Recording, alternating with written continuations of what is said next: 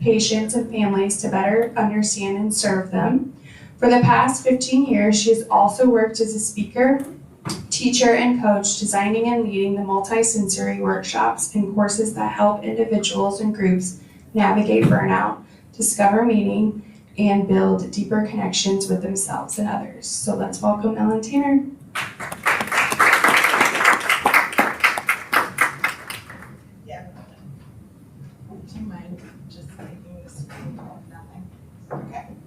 Hi, how are you guys?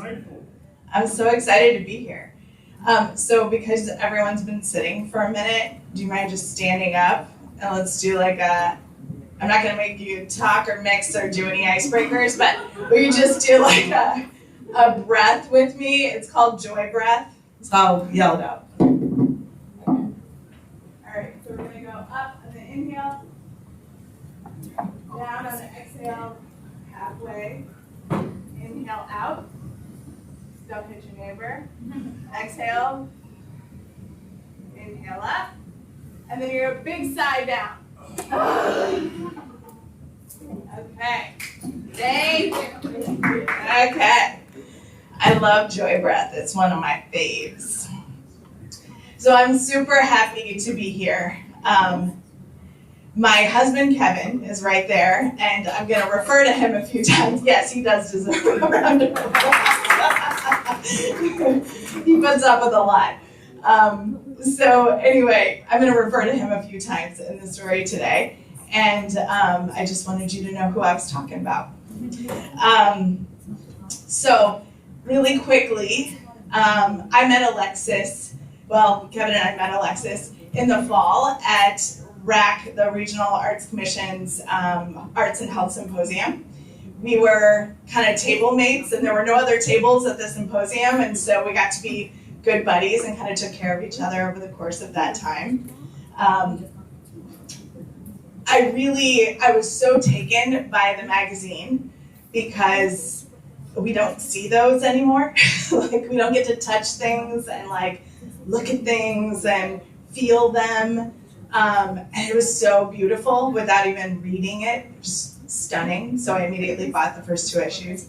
And we kind of stayed in touch. And so I think the context a little bit for the story is that I need to explain what Hearing the Helper is. So it's a listening and storytelling project.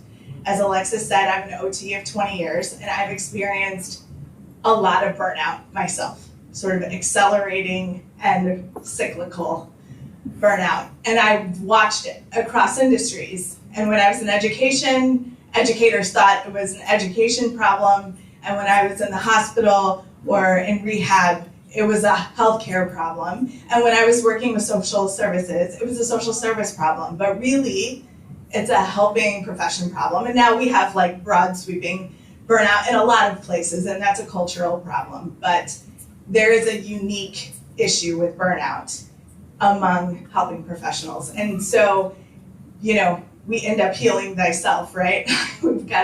So the thing that I struggled with the most, and didn't really see a lot of people looking for answers for, was no one was listening to us. And we had a lot of things to say about what was working and what wasn't working and what could work better. And so my husband is amazing and decided to join me in the efforts of starting this nonprofit, which is a listening and storytelling project, okay? And so there's a podcast, and we're gonna work with artists as we hear stories and engage the public in a dialogue around how do we redesign the infrastructure of these systems, okay? So that's the context. And we've been doing this for like a couple of years. So early this year, I see the open call for this submission for restoring trust in public health systems. And I was like, oh, we should have a good answer for that. So I don't know if we do, but I'm gonna try to put it on paper and see if I can get something together. And yeah, that's a good thing. And I like to vision and I like to journal, and I'm a forward thinking person. So I didn't think this was gonna be especially challenging. And then it really was. It was really hard. So I sat down and tried to like brainstorm, and all I heard in my head, we're all pretty familiar with protesting at the moment, right? So it felt like an internal protest and lots of loud yelling and lots of big signs. And I was like, whoa. And it was all of the voices of injustice and inequities and resentments and cynicism that all of that still buried in me. And that was alarming. And so I thought, okay, it's a bad day. I'm gonna come back. I'm just gonna kind of let myself be where I'm at, and I'll just come back to this. And so for 2.5 months, I kept coming back to the blank page, and that was all I could hear. That was it. And I'd be in the car with Kevin, and I'm like, maybe we just need to talk it out. And I kind of start talking, but it was just like, oh, like this grit, it hurt. I was mad. And so I was like, okay, well, the open call is coming to a close. Like, we're at the beginning of April at this point. Excuse me. And I decide that I'm just gonna journal it all out. I'm gonna dump it on the page, and then maybe it just really needed that voice, and then I'll feel better and I'll be able to move on. And so I did that. I dumped it all on the page, and then I do what I usually do when I journal, which is I ask for help and guidance and wisdom and perspective that I can't see from my limited human self. And so Kevin and I, it's like mid-April, and we have a little 5-year-old at home, and he works for a company that has an office near Vail, Colorado, and he had to go there for work, and I was like, I think I'm gonna come. I could use some decompression. So I went with him, and we extended it by a day or two, and we're gonna reconnect. I've set my intentions. I'm gonna clear, I'm gonna cleanse, I'm gonna connect with myself and my husband and nature, and hopefully gain some clarity and guidance in that time. So we head out we got a room in Glenwood Springs. And if you haven't been to Glenwood Springs, I highly, highly recommend it. It's a mineral springs that's been known for a very long time for being a healing place. And it's kind of in the valley of a lot of big mountains in the Rockies. So we're staying at this old historic hotel, and one afternoon when he gets off work, we decide to go for a hike. So one of the things that we learned about Glenwood Springs is that Doc Holliday, are you guys familiar with Doc Holliday? Have you heard of him? Okay, I'm not a history buff. I don't know anything about Westerns, and I thought he was a character only in Tombstone, played by Val Kilmer, which is true that he was, but he also is a historical person. So he was actually a real human, and he lived the end of his life in Glenwood Springs. He was dying of tuberculosis and hoped that the mineral bath would be able to heal him, and it didn't. But, he passed away, and it's buried there. So we hiked up to this really cool cemetery where we were just looking for something to do, and we hiked up to the cemetery that's kind of up on the side of one of the mountains. And it's bigger than I thought. I kind of expected 5, headstones or something. But it's kind of on the side of a mountain, and it's not like the normal cemeteries that we see now where there's rows. They're kind of scattered, and some of the headstones are legible and some aren't.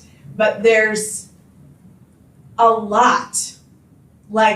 This is not new intellectual information, but there's a lot of tombstones with dead babies. A lot. And a lot of maternal, beloved wives and mothers who were 18, 19, 20. And Kevin and I were walking around, and we're like, whoa. I mean, it was, we know that, 150 years ago, that there were a lot of, infant and maternal mortality rate was much higher. and the life expectancy was much lower. That's not new information, but when you're looking at a snapshot of a community and from 150 years ago, so that's like my grandpa lived till he was 103, bless him, and so this is like his mom's life. Okay, it's not that long ago. It's like 2-3 generations ago.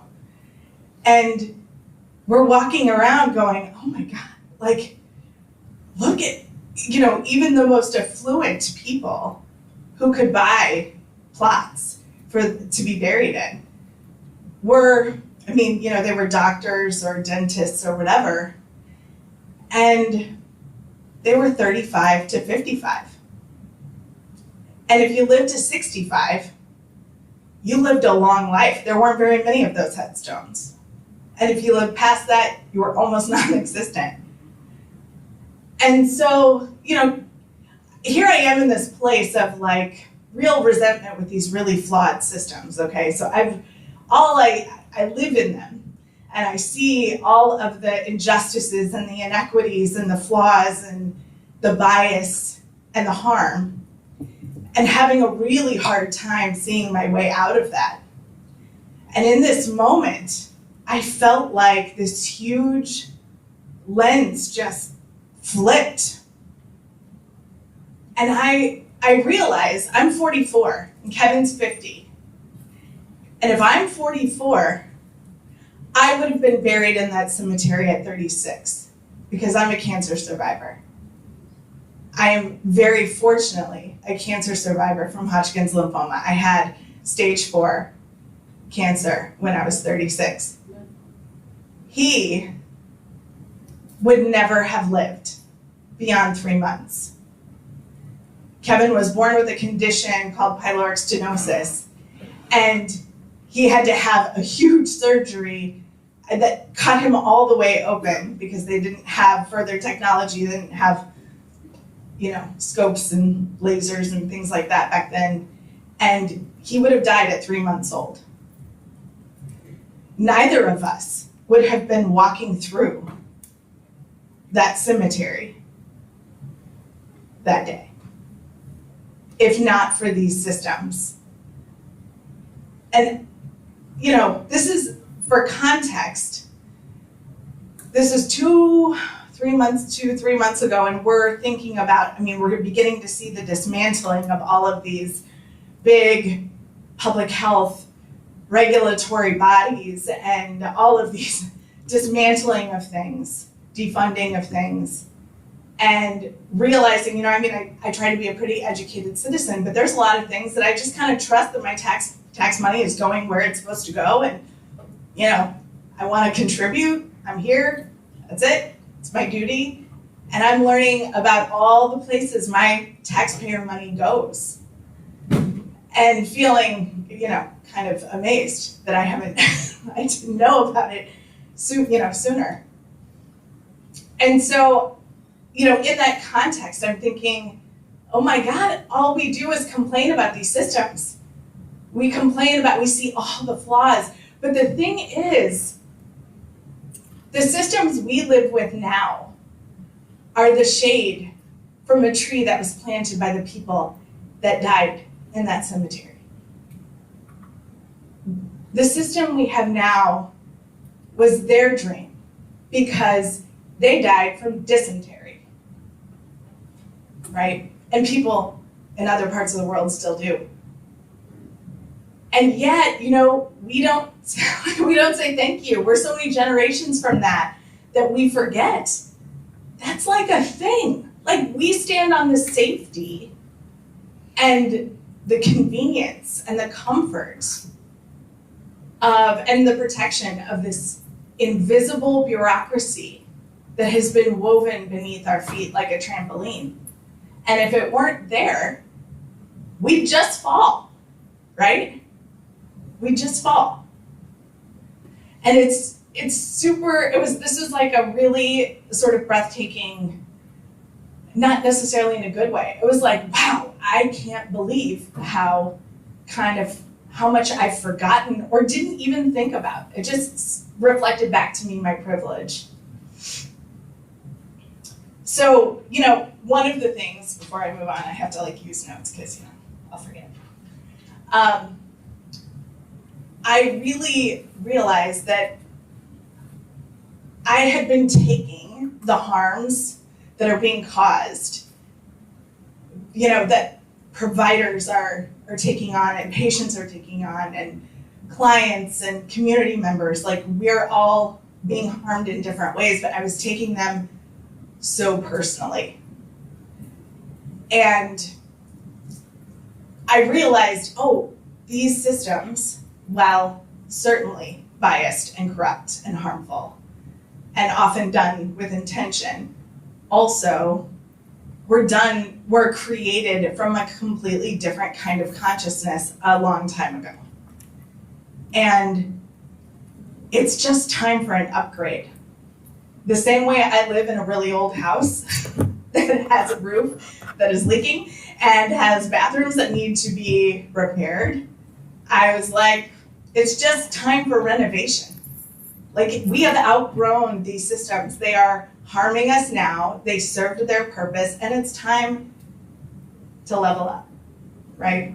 So for me, learning to not take it so personally was really important to forgive, to move on from my anger. Okay, so when you think about these big, I was thinking about my friend Jen, these big bureaucracies. So my friend Jen is the principal investigator of, I'm gonna totally get this wrong, the principal investigator of waterborne disease prevention research at the CDC. She got this big old job, and if you saw her, you would never even think that all this mightiness could come from this little petite person, but she's so amazing, and it's 100,000 of those people doing that work that we don't even know their names, we don't understand the work they're doing, and they do it every day so that we don't die at 35 or 3, right? So it just, I really, the gratitude kind of washed over me and kind of washed away a lot of the pain and anger that I really had been toiling with internally. And my wiser self sort of said to me, remember, 2 things can be true. In fact, often 2 or more things are true at the same time. And we talk about the glass half full and the glass half empty, and it's so cliche, but there's a reason that it's cliche and that we say it all the time. Because I had been looking at the glasses half empty, and now I'm looking at the glasses half full. And what I see that is so, so important is that we see the whole glass, half empty and half full. And that we acknowledge that they're both there. And yes, we can be incredibly grateful for what we're standing on, and we need to be. We truly do need to be, but also we really can see the glass is half empty and challenge it. It's our responsibility. As the gentleman, and I forget his name, I apologize, the artist, as he was saying up here, all of our ancestors went through so much and did so much so that we could challenge the system, grow the system, improve the system. We stand on such giant shoulders. So I had 3 big takeaways from this experience. And one was, notice what you're taking for granted. This is sort of my wisdom from my higher self, right?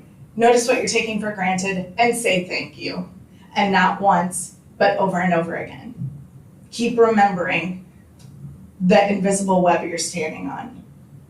Number 2 was, notice where you still have exposed wounds and tend to them, right? Because what I was really realizing was that Kevin and I knew something was off about the energy behind hearing the helper, or the approach we were taking. We could just kind of feel that something wasn't quite right. We knew it was a problem that really needed to be addressed, but something just didn't feel right. And what I realized up in that cemetery and in the days following was that all we were really spending time on, and not all, but a lot of our time, the majority of our time is being spent on the problem and regurgitating the problem. And that's not where you vision from. Tending to the wounds is important, but staying in the wounds never gets you healed, right? So if, I often think of fight, flight, freeze, or please as sort of I felt like I was in this stance of like, oh, you're not gonna get me. Like I've got my shield here, I've got my sword here, I'm ready to run, or I'll fight and protect myself. And when you're here, you might move away from what you don't want, but are you ever gonna get to where you do want to be? No, because you've got to look forward for that. But if you're gonna look forward, you've got to be like vulnerable. You got to be able to take down some of that armor, and not all the time. It's not always safe to have your armor down everywhere.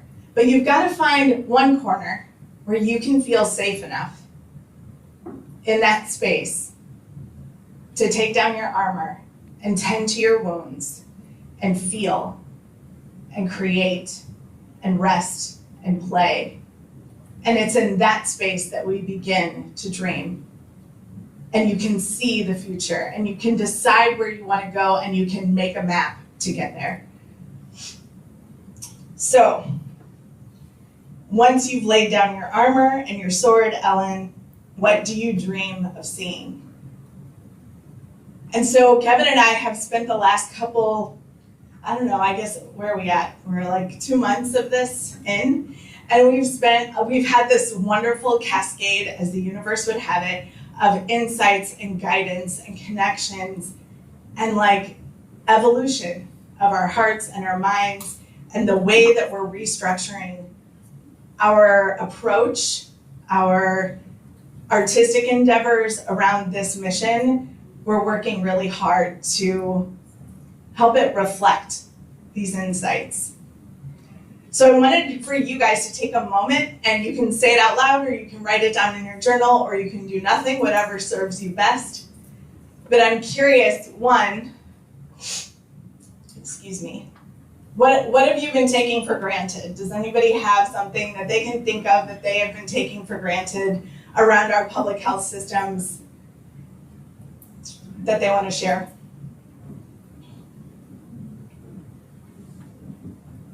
Anybody? Yes. Well, I think for myself, just being able to get care in the language that I speak most frequently. Being able to get care in the language you speak most frequently. Yeah. Okay, that's wonderful, and that's so true. Because that definitely wasn't. Even in some places, it's still not possible. So that's great. Thank you. Anybody else? Yeah. This isn't specifically on my behalf, but I have a few people in my life who require daily medications to survive, whether that's because they're diabetic, or I have a friend who has a synthyroid, basically. They had a thyroid problem, and now they take synthetic thyroid. And as I think about systems crumbling and being dismantled, I consider what it will look like and how quickly things will shift for the people who are not as able-bodied as I am currently to survive just in a matter of days or months. When you talk about the fight, there's just a very basic reality that there are these medicines required for a lot of people to keep going, that are being safeguarded and sort of held. And one thing that I'm considering as well as I'm saying this is how HIV medication has helped a lot of people who are living with positive diagnosis to survive without AIDS, probably forever. And how we're seeing that systematically weaponized in other countries like Africa when things are defunded and they so absolutely do not need to be. And so the inevitable rise and prevalence of HIV and its potential to turn into AIDS is feels very real once again. So I don't know where that stands in all of this, but just the immediacy of some of this and how it has existed for so long is something that I did not see until the until it was potential of gone. it to be. Right, yeah, which is huge, and I think hopefully in this time, it's a really great incentive for becoming aware of what's holding us up and then being more involved and more intentional of keeping it there or bringing it back if it disappears at some point. Thanks, Renee. And the last one is, so you've laid down your armor and sword. And, well, oh no, that was the last one. So I'm curious if there are any places, and this may be too personal to share, but certainly if people feel comfortable, I'd be interested to know, do you have any exposed wounds that you're not tending to that are keeping you from being able to see the vision forward? Are there places where your own mistrust still really needs to be healed on your end or just cared for and acknowledged? Yeah. I guess for me, it's grief right now. I lost my parents last year. My mom passed away January 31st of 2024. And my dad said that he would call us back 212 days later, August 23rd of 2024. In the intersectionality of them passing away 212 days apart,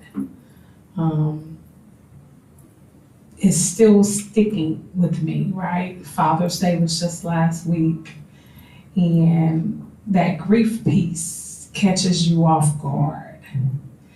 And I can attest to sitting across the way from one of my phenomenal teammates, Dr. Jacaranda. And when I met her at this coffee shop, I continued to utilize the resonation of what she told me that day to get to the tough days. But that Saturday before Father's Day, I was driving home at about 3 a.m. in the morning. I had to go check on a friend who was not doing her best. And I texted my sister and my brother in our family chat, and I said, are we going to the cemetery tomorrow? Let's do it at 6 o'clock. And then my brother, he's the macho one of the family, he wants to say, we going at 1 o'clock, and y'all better be on time. Mind you, he was late. He said, I'm 16 minutes away, I'm 8 minutes away, and I started adding up that 212 days apart that my parents passed away. And I started looking back at over the weather on both of their services. It was cold outside when Mom passed away. It froze over the night before, and people still came. They stood in line and they was lined up to come to the partaking of the services.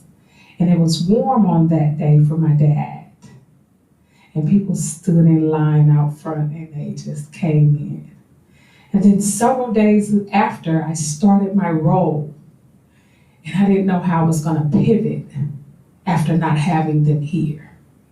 But God, if you're a believer, put people in my peripheral that cared, that set me up for a healing. And I didn't know Jacaranda, and she was talking that day, and I was like, I gotta use this later in life somewhere. And more people came. So that divine intervention that you talked about, Dr. Holliday, speaks to me today because I utilize individuals to carry me forward that I may not have known.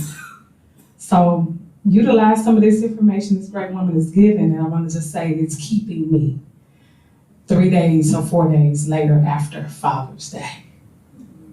Thank you so much for sharing that. Oh, I gotta feel that for a minute. My dad died 2.5 years ago. I feel you a lot there. Oh, tending to the wounds as they reveal themselves. It's the greatest work of our life, maybe. And so the last question is, if you can feel safe enough somewhere in your life and you can put your armor down, what do you dream of seeing when you look ahead? What are we building? There is never a better time to renovate than after the dismantling, right? We've been complaining about these systems not being good enough for a long time. And so, let's make them better. It's right now. This is when we get the opportunity. So what do you dream of seeing? Does anyone have anything they want to share?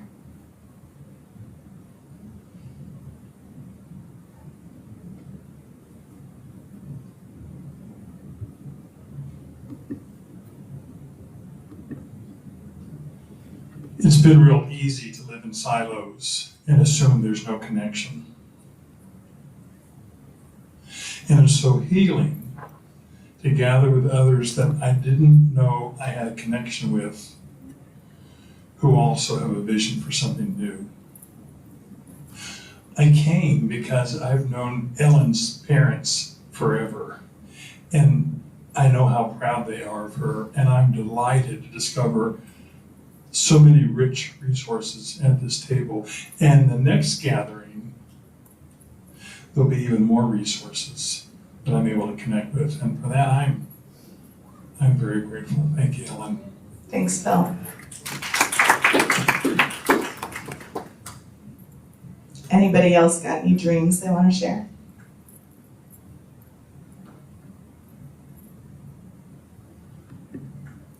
Okay. Yeah?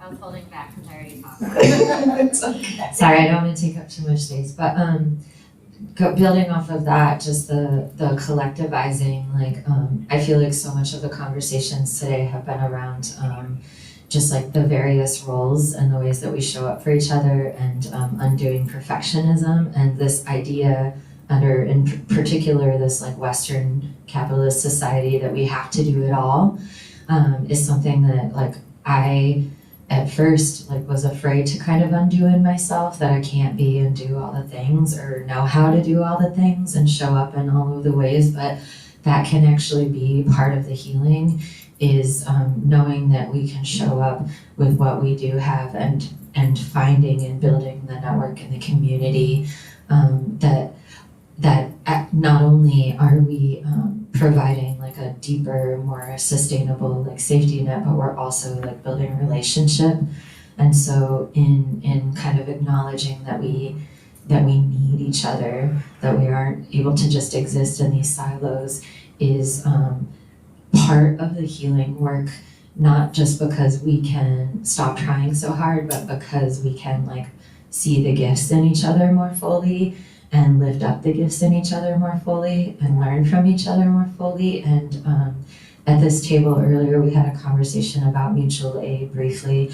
And I do think that when there is a lack, when there is so much systematic like oppression, and there is so much withholding and greed, and when we can't access it all, we find out how to like find it in each other, and going back to those basics of like trusting each other, of taking care of each other, because the system isn't in a lot of ways, is like it's a shame, because we know that so much more is possible from the system, but we are the system of relationships, and that to me is what builds the most hope. So. I think relationships and a shared sense of obligation and reciprocity is absolutely at the core of what we have to build next. So to wrap, I really appreciate you guys sharing your thoughts and feelings with me and the rest of the room. I have found today to be incredibly inspiring and humbling and touching. And I'm really grateful for the opportunity to have written something for this open call. The submission process was way more difficult for me than I ever expected it to be. And it completely changed me. I ended up writing it in the form of 2 journal entries, one from my past self, which was the dumping into the journal of all the angry voices and justified anger, but just anger. And the response was from my future self with the wisdom that I gained over the course of that trip. And there's been so much more since that. And I don't even know if I'll be in this publication. I don't know if I'll be selected. And quite frankly, I would be honored to be in it, but I don't even care at this point. I feel so much better inside. Just the personal me that so desperately needs to heal from 20 years of feeling ignored and like roadkill. I needed to feel better. I'm gonna be a better mom and partner and clinician and person, citizen, if I'm less angry. So, sorry.